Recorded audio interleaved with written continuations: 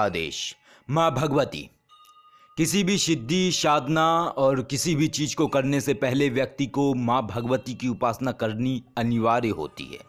यह इसलिए अनिवार्य होती है क्योंकि शक्ति जिन्हें कहा जाता है वो माँ भगवती ही हैं, और बिना माँ भगवती की उपासना की कोई भी व्यक्ति सिद्धि प्राप्त नहीं कर सकता है। यानी ये मार्ग है शक्ति से शिव तक की यात्रा, यानी माँ भगवती से शिव तक की यात्रा। यदि कोई व्यक्ति सीधा शिव की उपासना करने लगता है और यदि वो माँ भगवती की उपासना नहीं करता है तो इससे ये होता है कि व्यक्ति के अंदर ज्ञान का तो उदय होता है लेकिन शक्ति उसके अंदर उदय नहीं होती है। शक्ति उसके अंदर उदय नहीं होती है अर्थात यानी कि वो कोई भी सिद्धि कर ले उसकी सिद्धि सफल नहीं होती है, और ना ही वो समझ पाता है कभी कि किस तरीके से सिद्धियां या किस तरीके से शक्तियां कार्य करती हैं। तो आज की जो ये साधना है, ये साधना माँ भगवती की है, माँ दुर्गा की है, और माँ दुर्गा के जगधात्री दुर्गा स्वरूप की साधना है। माँ दुर्गा का जो ये बीज अक्षर मंत्र है दुम, इस बीज अक्षर मंत्र के जो ऋषि हैं वो है नारद। नारद जी ने इस बीज अक्षर की रचना की थी। तो आज की जो ये साधना है ये माँ दुर्गा की साधना है, और अगर आप इस साधना को करते हैं तो इससे स्वतः ही आपके अंदर की कई सारी ऐसी शक्तियाँ उदय होने लगेंगी जो आपके शरीर में ही सूक्ष्म तरीके से वास करती हैं। कई शक्तियाँ ऐसी होती हैं जो पिछले जन्मों से आती हैं, कई शक्तियाँ ऐसी होती हैं जो आकर्षित होती हैं, और कई शक्तियाँ ऐसी होती हैं जो हमारे आसपास घूम रही होती हैं लेकिन वो हमसे जुड़ नहीं पाती हैं। क्यों? क्योंकि हमने तो वो किया ही नहीं है जो हमें करना चाहिए। तो ये जो साधना आपको देने वाले हैं ये माँ दुर्गा के जगधात्री दुर्गा स्वरूप की साधना है, और इस साधना को शुक्रवार से आप कर सकते हैं या फिर आप रविवार से कर सकते हैं। पूजन बिल्कुल सहज है, आसान है कि माँ दुर्गा की प्रतिमा रखें, उनका पूजन करें, तिलक लगाएं, पुष्प चढ़ाएं, घी का दीपक प्रज्वलित कर लें। उसके बाद जो ये मंत्र दिया जा रहा है इस मंत्र का नित्य जाप करना है। कोई और बंधन नहीं है, कोई और ऐसी क्रिया नहीं है जो बहुत जटिल हो, बिल्कुल सहज और आसान प्रक्रिया है। तो मंत्र सुन लीजिए। ओम ह्रीम दुम दुर्गाय नमः, ओम ह्रीम दुम दुर्गाय नमः, ओम ह्रीम दुम दुर्गाय नमः, ओम ह्रीम दुम दुर्गाय नमः। इस मंत्र का जाप करना है। माला रुद्राक्ष की होनी चाहिए या फिर रक्त चंदन की होनी चाहिए, या फिर अगर कोई और माला है, तुलसी की माला है तो उस पर कर लें। लेकिन याद रहे कि माला का एक विशेष महत्व होता है, और माला के महत्व में भी सबसे महत्वपूर्ण बात ये आती है कि माला जागृत है या नहीं।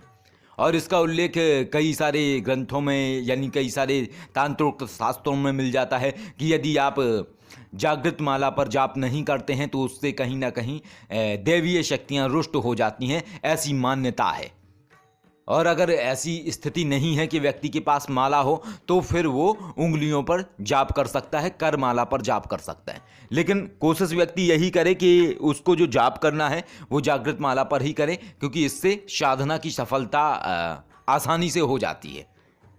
यानी कि साधना में सफलता मिलने की जो स्थिति है वो बढ़ जाती है। इस मंत्र के जाप से क्या अनुभव होगा, क्या स्थितियाँ होंगी? इस मंत्र के जाप से और कोई ऐसी स्थिति नहीं होगी जो बिल्कुल अलग हो, बल्कि इस मंत्र के जाप से ये स्थिति होगी कि आपके अंदर की जो आंतरिक शक्तियां हैं उनका उदय होने लगेगा। धीरे धीरे उनका उदय इस तरीके से होने लगेगा, यानी कई सारी आपको ऐसी अनुभूतियां होगी कि आपकी जो कुंडलिनी शक्ति है उसमें आपको हलचल महसूस होगा। आपको अपनी रीढ़ रज्जु में किसी तरल पदार्थ के बहने का एहसास होगा, या आपके सिर के आज्ञा चक्र के स्थान पर स्पंदन होगा।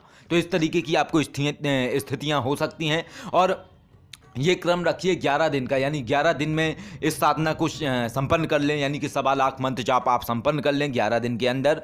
यानी कि 11वें दिन में आपका हवन हो जाना चाहिए, और हवन आहुति आपको करनी है 1008 मंत्र की आपको हवन आहुति करनी है। हवन आहुति या तो आप हवन सामग्री से करिए। हवन सामग्री में आपका हवन सामग्री आ जाएगी। हवन सामग्री के अलावा चीनी हो गया, चीनी के अलावा घी हो गया, घी के अलावा जौ हो गया, जौ के अलावा काले तिल हो गए, गूगल हो गई। इन सब मिश्रण को मिक्स कर लीजिए। मिक्स करने के बाद जो मिश्रण बने उस मिश्रण से हवन आहुति करनी है आपको।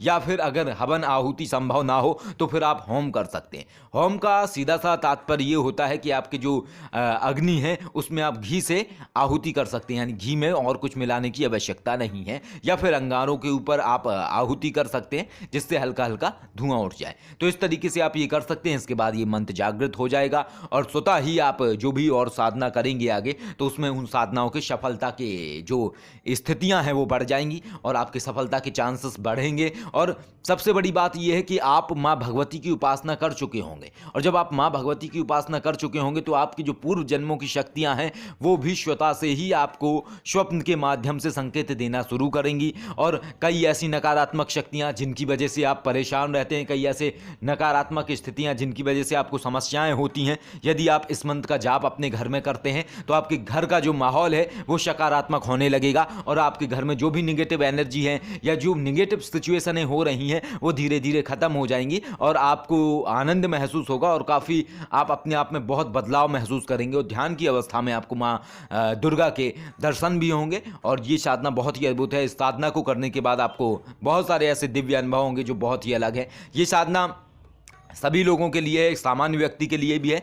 यदि किसी ने दीक्षा नहीं ली हुई है या उसके पास गुरु मंत्र नहीं है तो वो एक माला ओम गम गणपते नमः, एक माला भैरव जी की ओम बम बट भैरवाय नमः, एक माला गुरु मंत्र रूप में ओम नमः शिवाय की करें, ओम नमः शिवाय इस मंत्र की जाप करें। इसके बाद जो मंत्र बताया गया है ओम ह्रीम दुम दुर्गाय नमः, ओम ह्रीम दुम दुर्गाय नमः, ओम ह्रीम दुम दुर्गाय नमः, ओम ह्रीम दुम दुर्गाय नमः, इस मंत्र का जाप करना है। जब आहुति करें तो आहुति के पीछे स्वाहा जोड़ दें, यानी कि ओम ह्रीम दुम दुर्गाय नमः स्वाहा, ओम ह्रीम दुम दुर्गाय नमः स्वाहा। इस तरीके से आपको आहुति करनी है। तो बिल्कुल सहज है, आसान है और बहुत ही सरल तरीका है। और अगर फिर भी कुछ समझ में ना आए तो फिर आप डायरेक्टली पूछ सकते हैं व्हाट्सएप पर या फिर आप कमेंट कर सकते हैं और आप ये साधना करिए और लाभ लीजिए। जय श्री महाकाल। आदेश।